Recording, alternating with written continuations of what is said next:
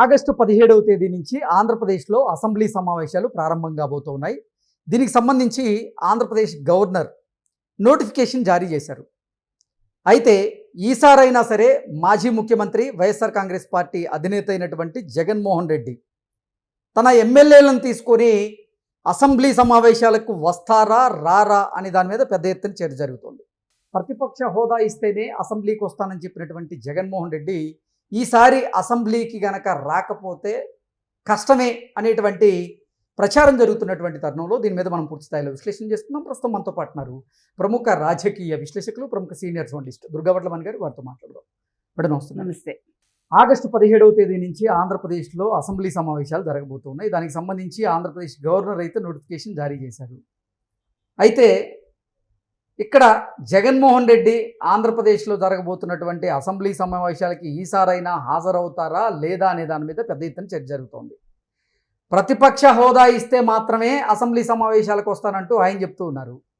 ఈసారి అసెంబ్లీ సమావేశాలకి జగన్మోహన్ రెడ్డి వైఎస్ఆర్ కాంగ్రెస్ పార్టీకి సంబంధించినటువంటి ఇతర ఎమ్మెల్యేలు కనుక హాజరు కాకపోతే ఇక వారి పదవులు కోల్పోవడం ఖాయం అనేటువంటి ప్రచారం అయితే జరుగుతోంది. ఏంటి మేడం, ఏం జరగబోతుందంటారు? ఇప్పుడు అంటే 60 రోజులు లెక్క కూడా ఉంది కదా, దానికోసమని ఇప్పటికి 2 సార్లు అసెంబ్లీకి హాజరయ్యాడు ఆయన. ఒకసారి 2025 ఫిబ్రవరి 24, రెండోసారి 2026 ఫిబ్రవరి 11. సో ఫిబ్రవరి 11 ఎందుకు వచ్చారంటే 10 నిమిషాలు ఉన్నాడు ఆయన, సంతకం పెట్టి వెళ్ళిపోవటానికి వచ్చాడు ఆయన. అంటే 60 రోజులు గైర్హాజరు అయితే కనుక అయితే అతనిది డిస్క్వాలిఫై చేస్తారు కాబట్టి. సో మరి ఇప్పుడు ఫిబ్రవరి అంటే మార్చి, ఏప్రిల్, మే, జూన్, జూలై, ఆగస్ట్, మళ్ళీ 60 రోజులు దాటిపోయిందిగా. మరి ఇప్పుడు అటెండ్ అవుతారా అవరా? ఓకే.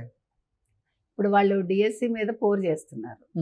అంటే జరగని అవినీతి మీద, జరగని అక్రమాల మీద అక్కడ వాళ్ళు ఒక పోరుబాట పట్టారు. జెన్జీ అంటూ ముసలి వాళ్ళందరూ పాపం ముసలి మొత్తక అక్కడ అందులో పార్టిసిపేట్ చేస్తున్నారు.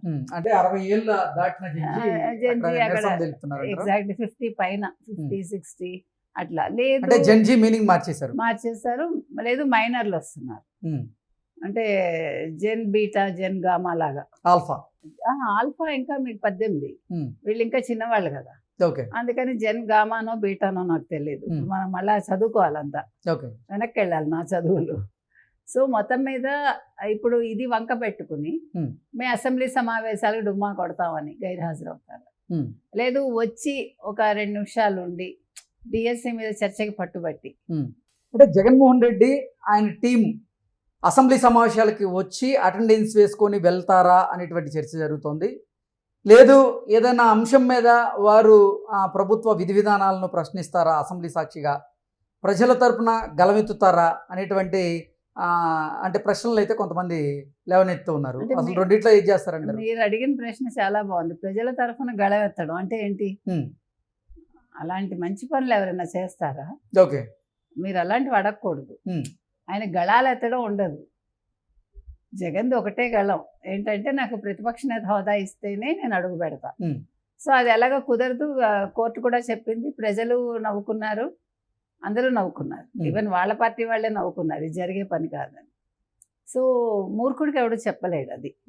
ఇప్పుడు ఏంటంటే ఇప్పుడు వచ్చినా కూడా అంటే 60 రోజులు ఇది లెక్క ఉంది కాబట్టి ఇప్పటికి 5 సార్లు సమావేశాలు జరిగాయండి, అసెంబ్లీ సమావేశాలు. ఇది 6వ సమావేశం. 5 సమావేశాలు 2 సార్లు వచ్చారు, 10 నిమిషాలే ఉన్నారు రెండోసారి కూడా. సో ఇప్పుడు ఒకవేళ వచ్చినట్టే వచ్చి డిఎస్సి మీద చర్చకి మీరు సిద్ధమా కాదా అని అడుగుతారు. అది కాదు అంటే ఆ వంకన పారిపోతారా? అంతే తప్ప ప్రజా సమస్యలు, ప్రజల కోసం గళవెత్తడం అలాంటివి మా ఇంట వంటలేవు. అసలు వస్తారంటారా అసెంబ్లీ సమావేశం? నాకు డౌట్. కానీ లేదు, మీరు ఇందాక అన్నట్టుగా డిస్క్వాలిఫై నుంచి తప్పించుకోవాలంటే ఒకసారి మొహం చూపించేసి అటెండెన్స్ వేయించుకుని ఈ అంశం మీద మేము వెళ్ళిపోతున్నాం, వాకౌట్ చేస్తున్నాం అని వెళ్ళిపోతారు. ఎందుకంటే అక్కడ కూర్చోలేడు కదా ఆయన, చాలా బాధపడిపోతాడు. ఒక పక్క మీరేమో చంద్రబాబు నాయుడు, ఒక పక్క పవన్ కళ్యాణ్, లోకేష్, అక్కడ అయ్యన్న పాత్రుడు. ఈసారి వైఎస్ఆర్ కాంగ్రెస్ పార్టీకి సంబంధించినటువంటి 11 మంది ఎమ్మెల్యేలు అంటే జగన్మోహన్ రెడ్డితో సహా అసెంబ్లీ సమావేశాలకు గనక హాజరు కాకపోతే వారి మీద అనర్హత వేయబడేటువంటి అవకాశం అయితే స్పష్టంగా కనిపిస్తూ ఉంది. మరి ఈ భయంతో అయినా సరే జగన్మోహన్ రెడ్డి ఆయన టీం ఖచ్చితంగా వచ్చేటువంటి అవకాశాలు ఉంది. ఈసారి ఏదో ఒక అంశాన్ని ఎన్నుకొని దాని మీద మాట్లాడినట్లుగా కాస్త షో చేసి వెళ్ళిపోయేటువంటి ఆ పరిస్థితులు ఉండొచ్చేమో అనేటువంటి అంచనాలు అయితే కొంతమందిలో ఉన్నాయి. ఇప్పుడు యాక్చువల్గా నిజంగా పాపం ఆ మిగిలిన ఎమ్మెల్యేలు ఉన్నారు చూడండి, కొత్తగా ఎంపికైన వాళ్ళు. What they have to do is, వాళ్ళు ఒక నిర్ణయం తీసుకుని జగన్మోహన్ రెడ్డి వచ్చినా రాకపోయినా మనం వెళ్దాము, మన మొహం చూపిద్దాము, కనీసం మన ఎమ్మెల్యేగా గెలిచినందుకు అసెంబ్లీ అంటే ఏంటో చూడాలి అని అనుకోవాలి కదా. కనీసం వాళ్ళు అలాంటి ఆలోచన చేసి జగన్మోహన్ రెడ్డికి వ్యతిరేకంగానైనా వాళ్ళు అసెంబ్లీకి రావాలి. ఎందుకంటే వాళ్ళ ఫ్యామిలీ చూస్తారు, వాళ్ళ నియోజకవర్గం ప్రజలు ఎదురు చూస్తారు, వాళ్ళ నియోజకవర్గ సమస్యల మీద చర్చించాలి. ఇవన్నీ చేయకుండా వాళ్ళు నెగ్గేసి జీతాలు తీసేసుకుంటూ అప్పనంగా అది పద్ధతి కాదు కదా. సో వాళ్ళకి ఎదిరించే ధైర్యం రావాలంటున్నాను. అంటే జగన్మోహన్ రెడ్డి వచ్చినా రాకపోయినా సరే నీ ఇష్టం వస్తే రా లేతే లేదు, బట్ మేము వెళ్తాము అని చెప్పి వాళ్ళు వెళ్ళాలి. మరి అంత ధైర్యం వాళ్ళు చేస్తారా? ఏది ఏమైనా జగన్మోహన్ రెడ్డి మాత్రం ఒకవేళ తప్పదని వచ్చినా కూడా 2 నిమిషాల్లో ఆయన మహా అయితే 5 నిమిషాలు కూర్చుంటాడు, వాకౌట్ చేసి వెళ్ళిపోతాడు, అంతవరకు గ్యారంటీ. కాబట్టి మొత్తం మీద మీకు ఇప్పుడు ఈ అసెంబ్లీ సమావేశాలు అనేవి వైసీపీ క్రూషియల్. ఇప్పుడు వాళ్ళు డిఎస్సి మీద పట్టుబట్టారు అని అనుకుందాం, డిఎస్సి మీద పట్టుబట్టినా వాళ్ళు ఎలాగా వీగిపోతుంది అది. అక్కడ క్లియర్గా అండి 300,000 మంది 3,30,300 మంది ఎంతమందో అటెండ్ అయ్యారండి కదా ఎగ్జామ్కి. అటెండ్ అయితే 16,331 మంది ఎంతమందినో సెలెక్ట్ చేశారు. పోస్టులు ఉన్నవి ఎన్ని ఉంటాయో అన్నీ సెలెక్ట్ చేస్తారు. అవన్నీ హారిజాంటల్ గాను, తర్వాత అన్ని according to the rules and regulations చేశారు. ఇన్ని చేశాక కూడా వీళ్ళు వాదిస్తూ ఇది ఇలా చేశారు, అక్కడ మోసం జరిగింది, పేకాట ఆడడం రాలేదు కాబట్టి నాకు రాలేదు అంటూ ఒక ఆయన. అంటే అసలు డిఎస్సి నియామకాల్లో భారీగా అవకతవకలు జరిగాయని, అవినీతి జరిగిందని, జీవో నెంబర్ 77 పాటించలేదని, అలాగే రిజర్వ్ కేటగిరీలో ఓపెన్ కేటగిరీ అభ్యర్థులకి ఉద్యోగ అవకాశాలు ఇచ్చారని, దాంతోపాటుగా స్పోర్ట్స్ కేటగిరీలో భారీగా అవకతవకలు జరిగాయని, ముఖ్యంగా ఈ బ్రిడ్జ్ గేమ్ ఏదైతే ఉందో దాన్ని అసలు పేకాట గేమ్ గా అభివర్ణిస్తూ పేకాట ఆడిన వాళ్ళకి డిఎస్సిలో నియామకాలు ఇస్తారా అంటూ, అసలు బ్రిడ్జ్ గేమ్ కి సంబంధించి ఎవరికి అపాయింట్మెంట్లు ఇవ్వలేదు అక్కడ. ఎగ్జాక్ట్లీ అధికారులు అదే తేల్చేశారు. అదే అసలు మీరు కావాలంటే చూసుకోండి.